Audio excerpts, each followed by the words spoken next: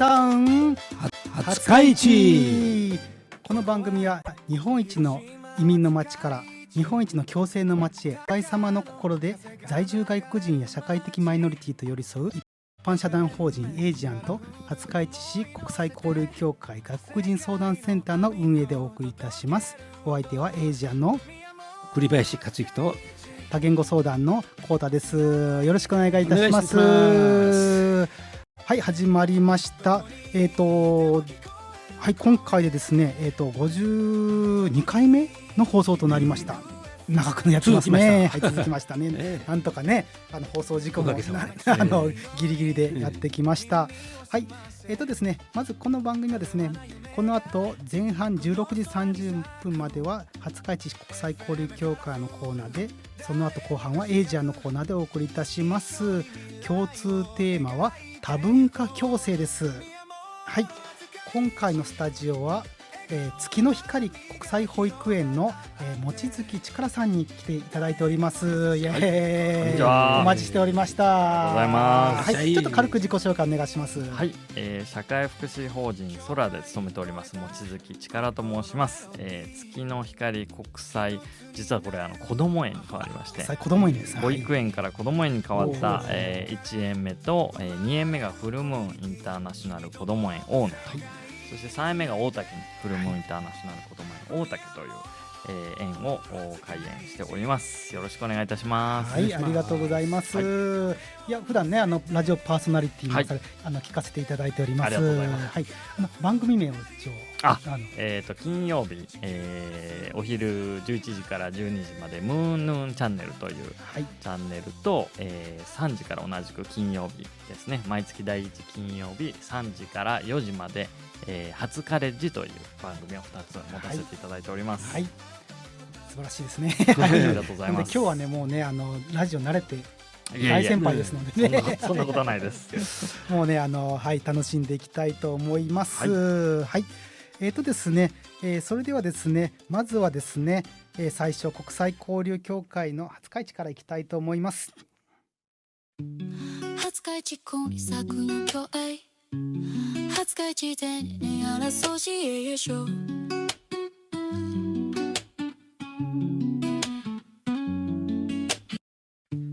廿日市国際交流協会。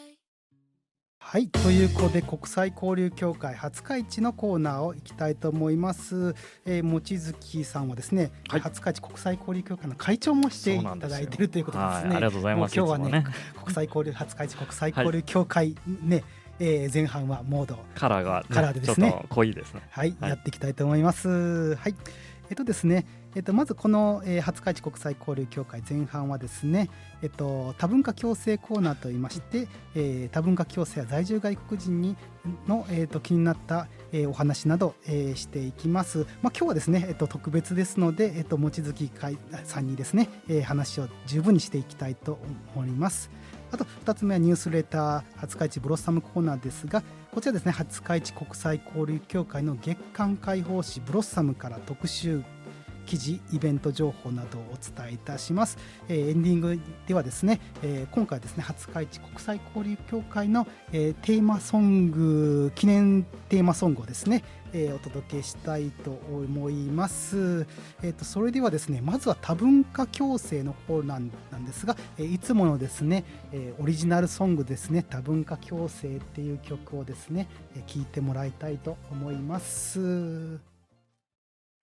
多文化共生、人と人との違いを壁でなく豊かさとして捉える社会。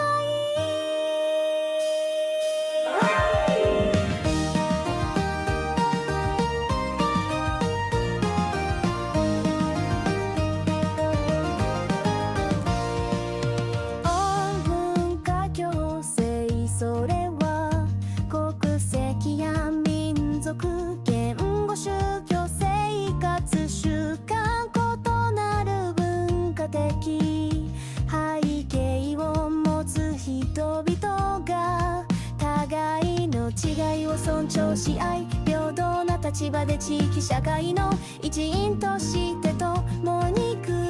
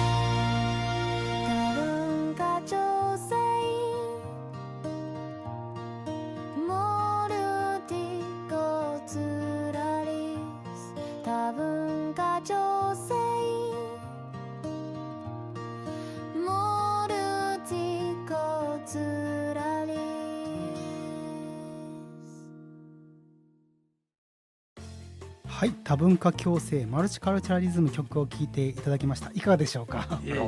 すごいですね。曲がね作れてしまうというね。実はこれ国が作ったですね多文化共生っていう定義なんですけど、最初はですねこれ文章を読んでたんですよ全部。で毎回読むの私が疲れてきたのでいやって曲にしちゃえってその方がねなんか伝わることもありますしでこの一番やっぱりいいね私の好きな歌詞は違いをですね、壁でなくですね豊かさとして捉える社会ということで、これがもう多文化共生のなんか問題じゃなくてこれ楽しいんだよっていう豊かになるんだよって廿日市のですね、社会のですねそういうような、メッセージを込められていると思いますね。はい、それではですね改めまして、ゲストの望月さんをですねはい、自己紹介とですね、はい、今されているですね、子ども園のお話をしていてお願いしたいと思います。はい、ありがとうございます。はい、では改めまして社会福祉法人空という法人でして、廿日市でちょうど7年前ぐらいにですね、立ち上げまして、それから3園開園しております。すべての園で、外国人の先生が、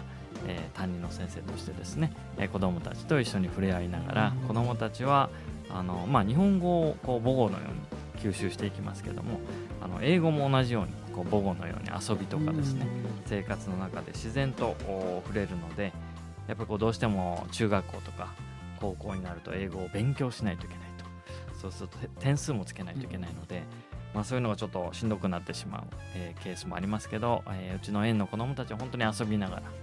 生活の中で英語に触れることができるというのがまず一つ特色としてありまして、それだけじゃなくてですね、英語は結局はツールなので、世界に出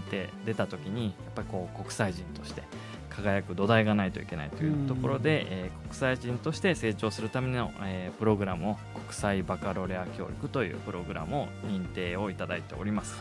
でこれが、月の光国際保育園時代に、認可保育園としては日本で初めてですねこの国際バカロレアの認定をいただきまして、残りの子ども園も2つ、西日本では、日本で初めて、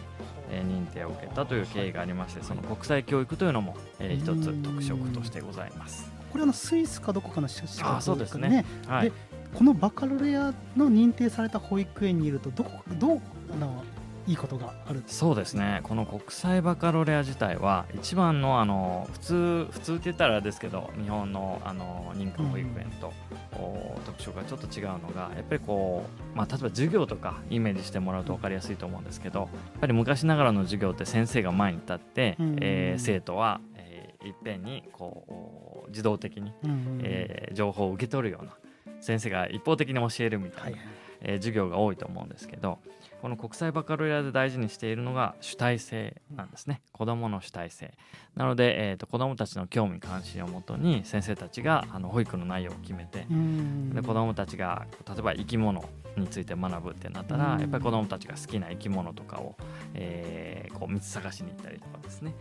子どもたちの興味を大事にしながら、その学びを広げていく、深めていくと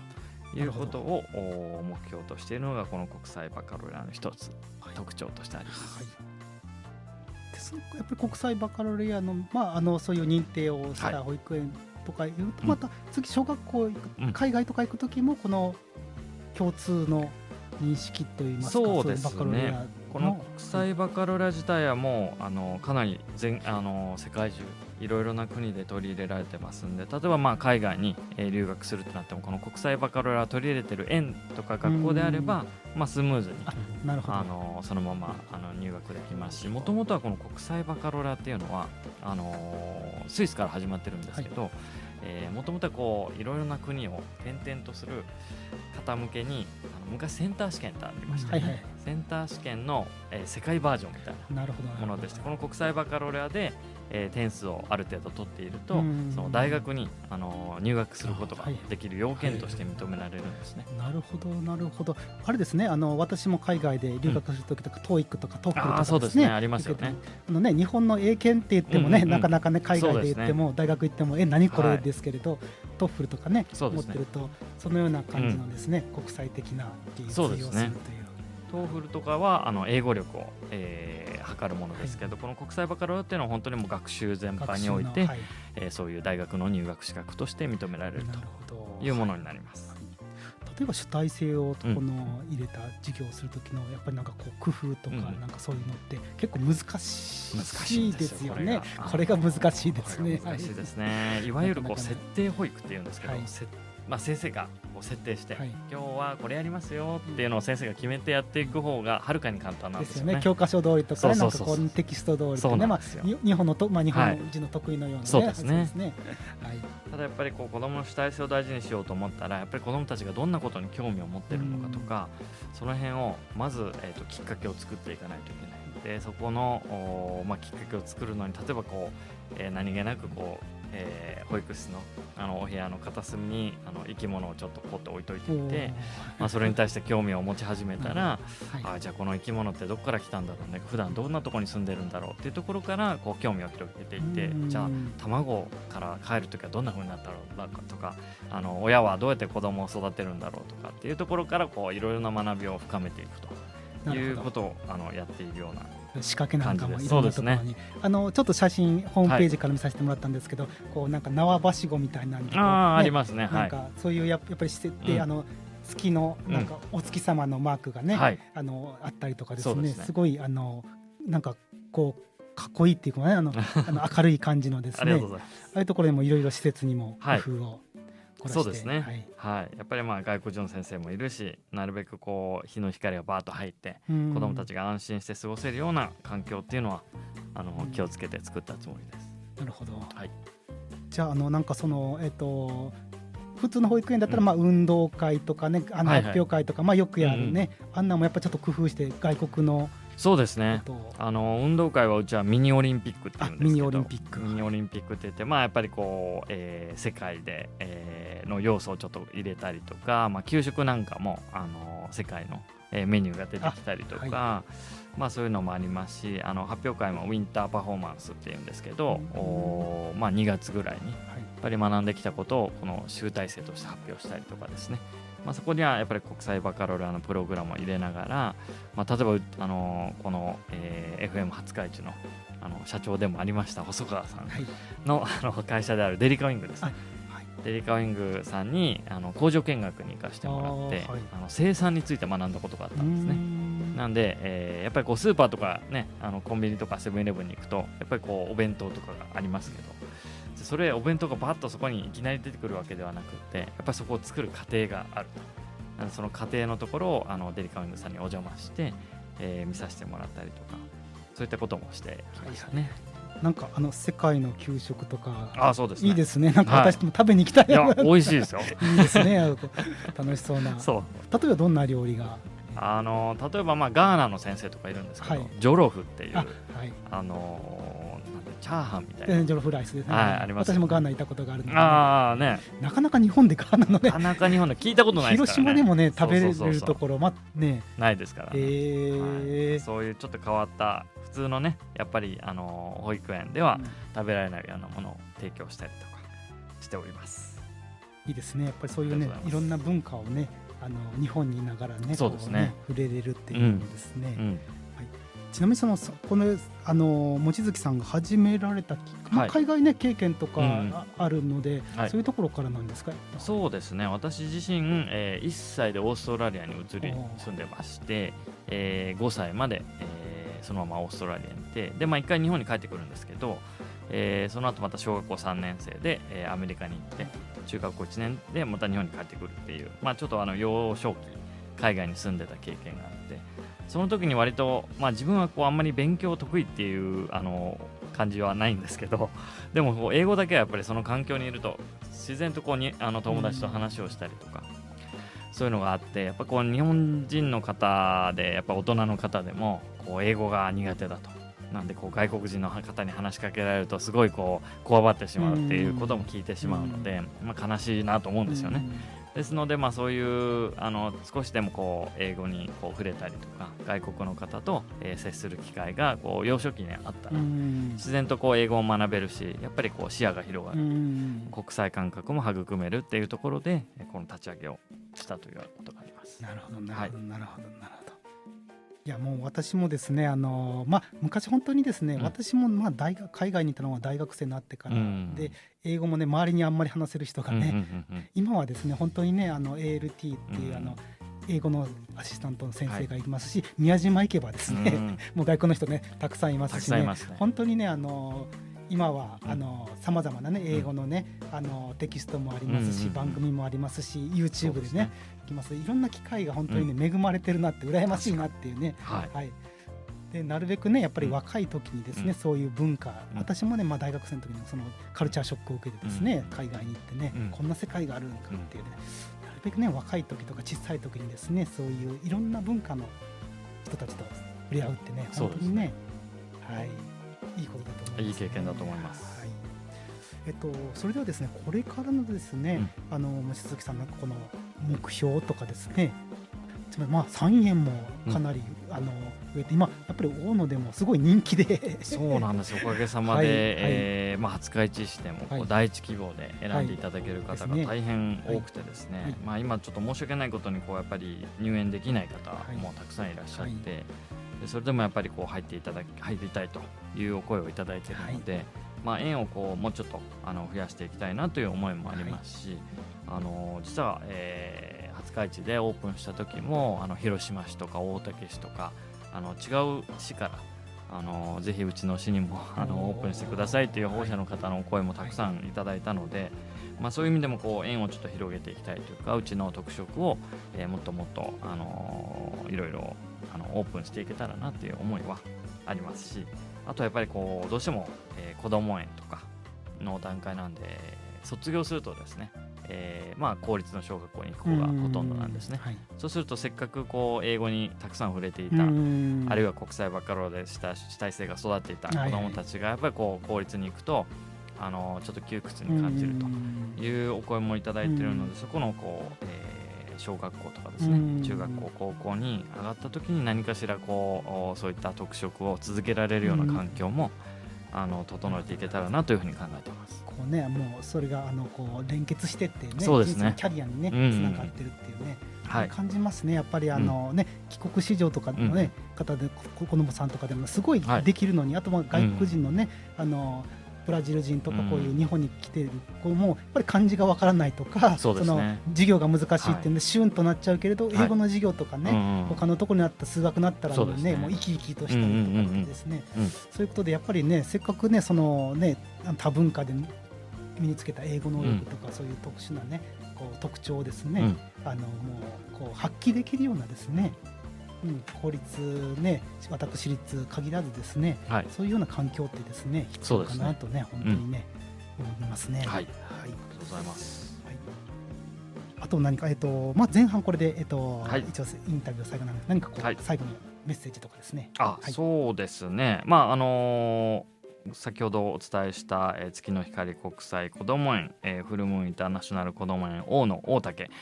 こちら3園ありますので、ちょうどですね、来月ぐらいから入園説明会等も始まってまいります。ですので、ご入園をお考えの方、そういったちょっと子どもたちに自分のお子さんにね、幼少期からそういった国際的な環境とか、異文化の体験とかっていうのをしたい方に関してはぜひお問い合わせいただきたいなというふうに思います。ありがとうございました。それではですね、20分になりましたので次のコーナーに行きたいと思います。ニュースレター廿日市ブロッサムということで、このコーナーでは廿日市国際交流協会の月間広報誌ブロッサムからイベント情報などをお伝えいたします。ブロッサムですね、望月会長も見ていただいたでしょうか。もちろんです。毎月発行しております。で今月号はですね、廿日市ピースツアーに関してもうほとんど、咲いております。もう写真たくさんですので、ぜひですね、公民館とですね、うちのセンターとかにもありますので、手に取ってもらえたらと思います。ちょっと、特集を読みたいと思います。特集廿日市ピースツアー in 広島2025開催されました。8月2日から8月6日まで4泊5日ホームステイを含む廿日市ピースツアー in 広島が開催され、その全プログラムを無事終えることができました。戦後80年になる今年は平和を願い、このプログラムに強く関心を寄せる留学生から数多くの応募があり、16カ国20人の留学生に参加をいただきました。今年は広島市廿日市市から19のホストファミリーボランティアに協力いただきました。たくさんのボランティアに支えられるこのプログラムですということでですね、留学生の集合してオリエンテーションとかウェルカムパーティー、ホストファミリーの対面などの写真なども、こちら、開放地には、載っております。これ開会の挨拶を、はい、会長にも来ていただいて、英語で、ね、やってもらったりとかですね本当にパーティーもですね、もう和気あいあいとして本当にいい雰囲気でね、ですね、はい。でホストファミリーもね、4泊5日っていうですね、すごい長期間系で、実は私もですね2人のね、大学生をねそうでしたね受け入れてはいいたんですけども、なんかあっという間ですね、5日なんか、はい、で5日ね最終日はねもう本当にね自分の息子みたいなね、で留学生のね大学生の子たちももうお父さんをパパママって言ってくれてね、なんかこう涙流してね別れるとかですね、いい経験。本当にこのねホームステイっていうのを全国のね留学生が楽しみにしてですね、あとは伝承者ですね、あと被爆者のお話とかですね、平和公園を巡ったりとかですね、さまざま平和についてもう広島でしかできないっていうですね素晴らしいピースツアーだと思います。特にね今年は80年そうですね、はい、特にですね、はい式典も参加しましたし、節目でしたね、はい、またですね毎年ありますのでホームステイなどですねぜひぜひですねはい参加していただければと思います。はい、はい、次のですねお知らせなんですけれど、いよいよ、はい廿日市国際交流協会30周記念秋フェスというのを10月5日10時30分から14時30分まで廿日市市民活動センターで行います。はい、こちらですね、はい、チラシなんですけれど、はい、ステージが、海外のですね、フィリピンダンスとかですね、ステージもあり、世界の料理グルメコーナーもあり、ベトナム雑貨タイ雑貨団のショップもあるということでですね、これ30周年、はい、いやこちらも節目ですねすごいですね、節目ですね。広島80周年、廿日市国際交流協会30周年ということでですね、いやすごい、はい、こちらの外国の方でももう会員の方でもその他の方どなたでもですね、もちろん参加できますので、来ていただければと思います。はい、はい、10月5日日曜日です。そしてもう一つのですねお知らせなんですけれど、はい、こちらですね、ワールドフェスタ広島といいまして、こちらですね9月21日日曜日11時半から、会場12時から16時30分まで東区民文化センターホールで、世界のや日本のですね音楽が、開催されます。はい、ここにはですね前回ゲストで来ていただいた木本泉さんや、エイジアンの、アンジェラさんですね、はい、スタッフなんですけどのペルーの踊りとかですね、あとはさまざまなですね、音楽がありますので、はい、前売り券700円当日券999円ということでですね、ワールドフェスタ広島ぜひ来ていただければと思います。このねワールドフェスタのですねテーマソング実は私も作らせてもらってボランティアでですね、はい、ホームページからも聞くことができます。はい、ということで、はい、お知らせがこれで以上で終了です。ということでですね、ワールドフェスタの話が来ましたので、ワールドフェスタですね、リクエスト曲でかけてもらったらと思います。お聴きください。ワールドフェスタ。広島フェニックスのように80年の空を越えてワールドフェスタ広島平和の願い世界に響け広島 like a phoenix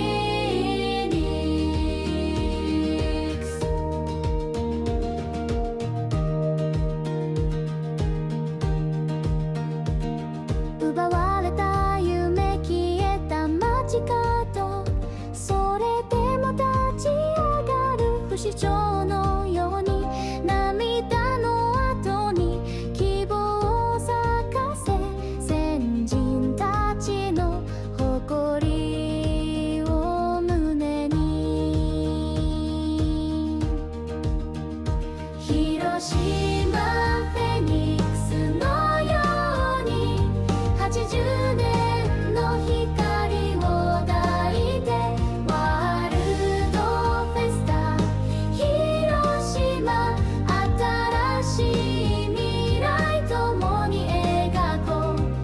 広島 like a phoenix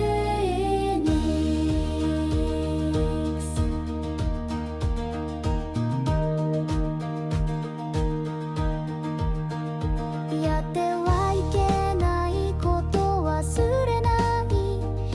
命の重さ伝え続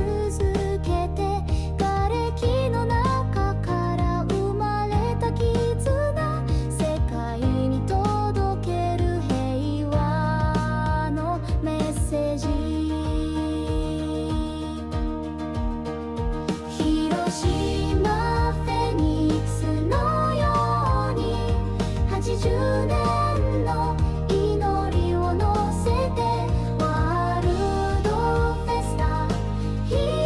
島すべての命に愛を送ろう広島 like a phoenix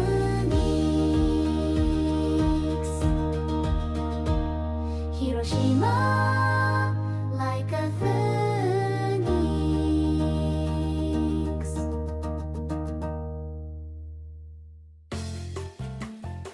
はい、これでですね、私の、前半も終わりました。はい、それではですね、こちらですね、先ほどお説明しましたブロッサム廿日市などは、こちらのですね、FM のスタジオの前にもありますので、よかったら見てください。はい、では最後はですね、エンディングテーマ、廿日市交流国際交流協会記念ソング日本風バージョンを聴いてもらいたいと思います。ありがとうございました。ました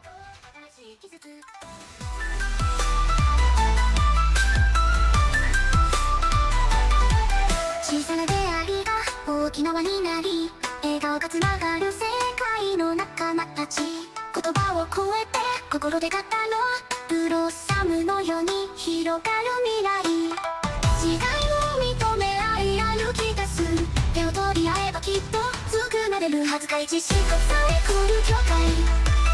廿日市インターナショナルアソシエーション桜の花のように咲き誇れ国際交流で一つになる世界の仲間とブロッサム